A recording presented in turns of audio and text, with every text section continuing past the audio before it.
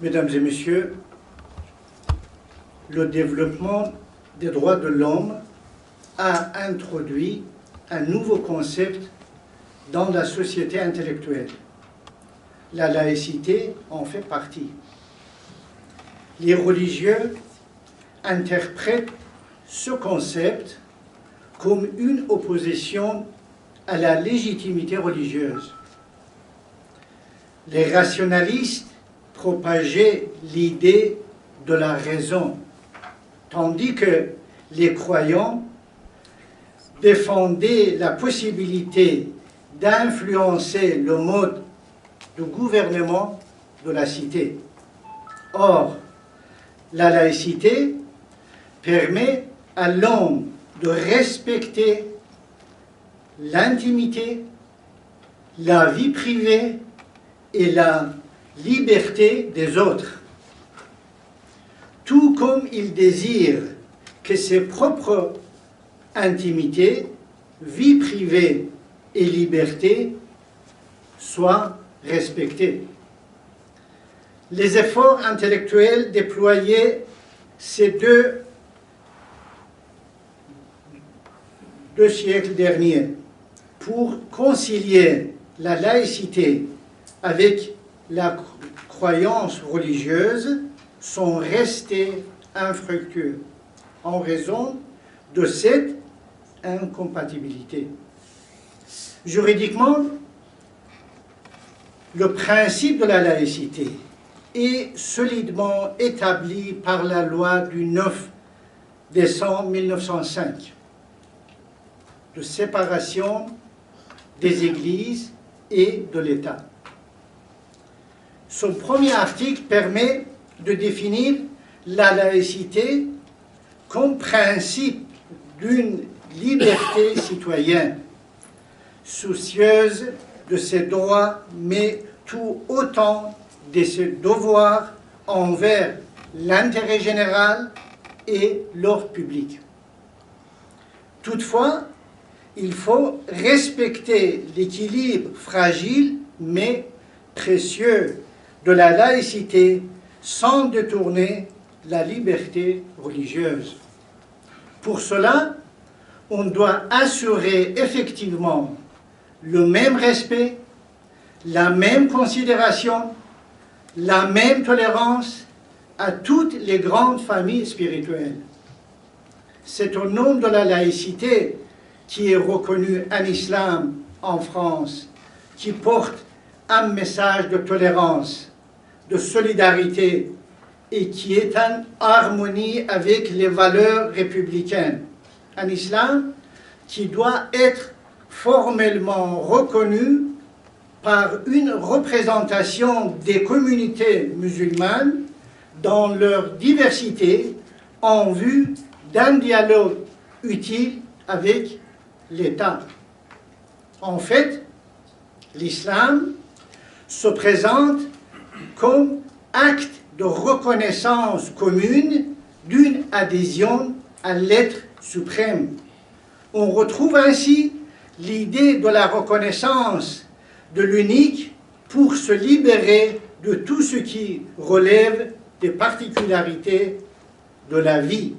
Reconnaître ce qu'il est, c'est se libérer de toute soumission à ce qu'il a créé. Donc, quand au XVIIIe siècle, certains penseurs occidentaux comme Montesquieu ou Voltaire parlent de mahométains, il s'agit d'une grave erreur de fond, car par cet aspect fondamental du rapport du Créateur à sa création, l'islam se différencie radicalement de la conception chrétienne. L'islam étant historiquement la dernière à paraître des grandes religions, nous pouvons manquer d'attirer un courant de résistance, d'hostilité. Or, les expéditions militaires, les persécutions les attaques verbales et écrites l'ont renforcé avec la constitution de l'Empire ottoman qui va embraser le Proche-Orient, l'Europe des Balkans, l'Afrique du Nord et une bonne partie de l'Europe de l'Est. Ensuite, il y a eu les croisades par les États-Unis en Asie et au Moyen-Orient.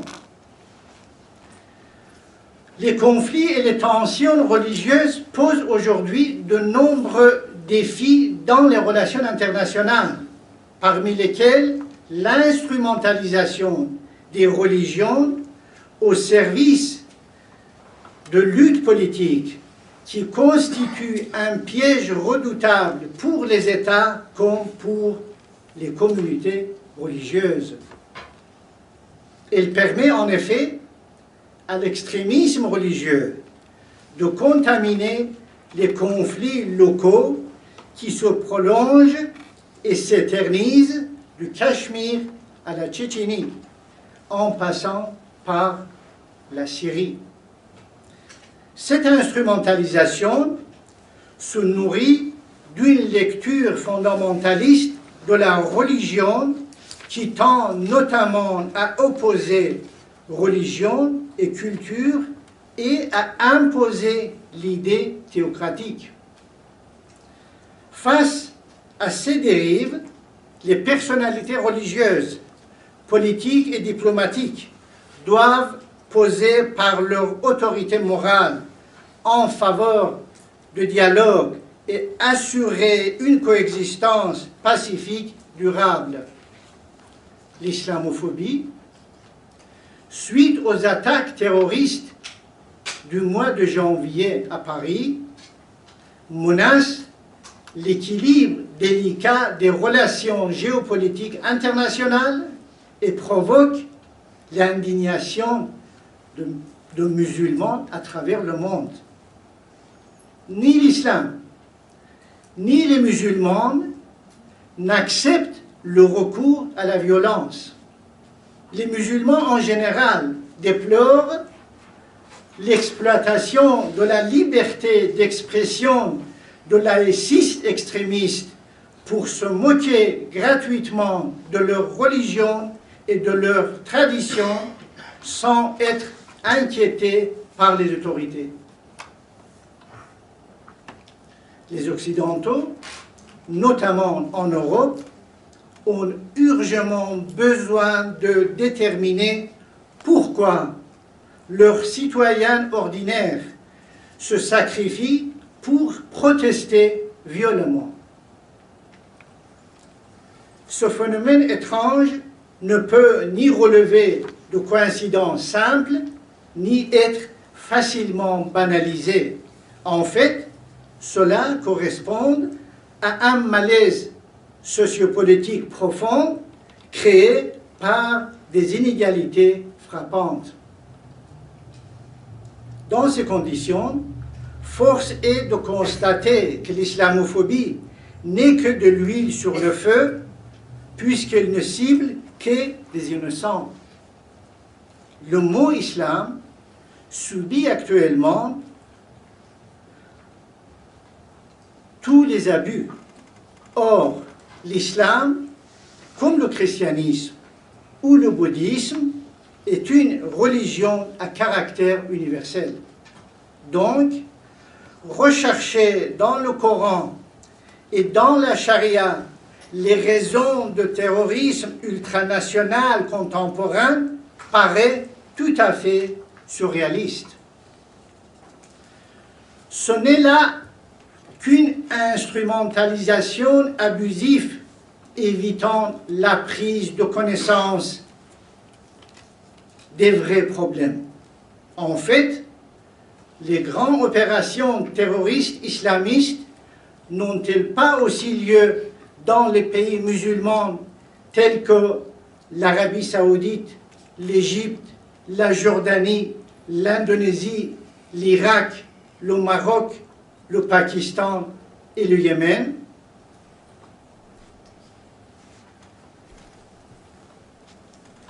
N'est-il pas temps que l'Occident se permette une réflexion approfondie aujourd'hui, en Irak et en Syrie, comme hier à Bamiyan, à Tombouctou, des groupes islamistes détruisent les monuments, brûlent les manuscrits, saccagent des musées, en même temps qu'ils s'imposent sur les populations.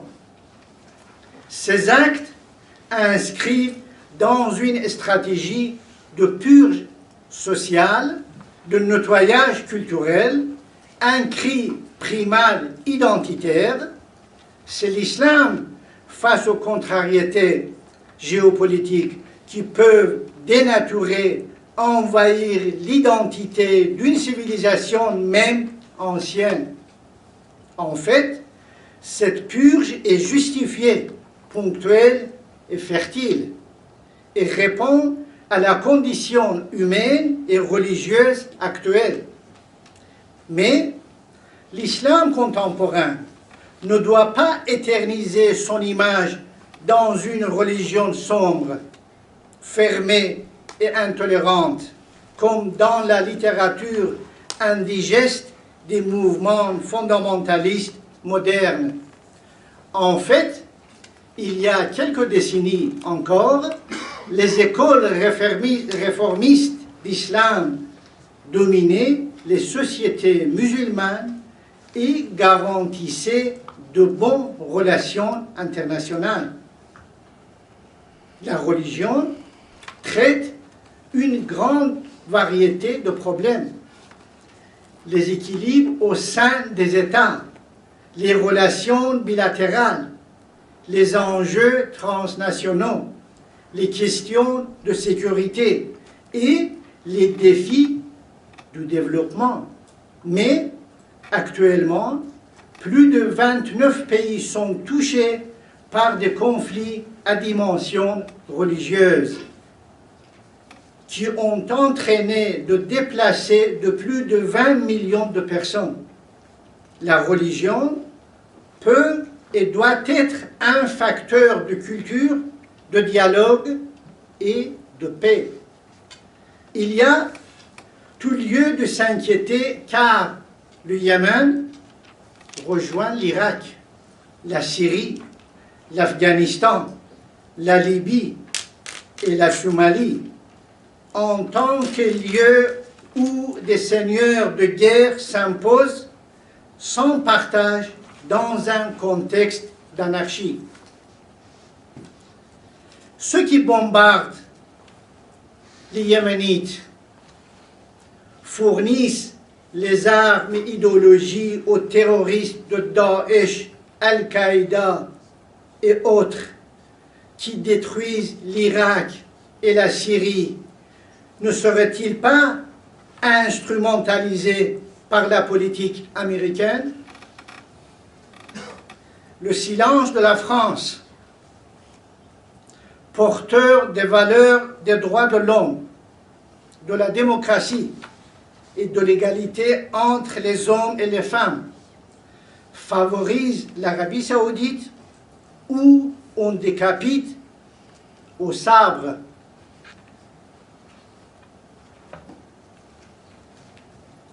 Viole le droit international, décide d'envahir, de bombarder et isoler le Yémen pour bafouer son intégrité culturelle et morale et pour assassiner et estropier des enfants et des civils en détruisant les hôpitaux, les écoles et le commerce. Cette destruction, à titre de stratégie de nettoyage culturel, fait partie intégrante de la crise humanitaire globale. Il désintègre des sociétés et il se répand dans d'autres pays, en Syrie, au Mali, en Libye, au Yémen. Les extrémistes savent que le patrimoine est une source d'identité, de cohésion, et donc de sécurité des peuples. Et c'est pourquoi ils le prennent pour cible afin de dominer. Il faut alors dénoncer la destruction du patrimoine comme un crime et une violation inacceptable des droits élémentaires des peuples. La culture et l'éducation de tous en vue de la justice, de la liberté et de la paix sont indispensables à la dignité humaine et pour accomplir le devoir sacré de l'État-nation. Face à la violence et à l'extrémisme, on doit être solidaire et construire une paix durable à travers l'éducation, le dialogue des cultures et la compréhension mutuelle sur la base du respect et de l'égale dignité à tous. Je vous remercie.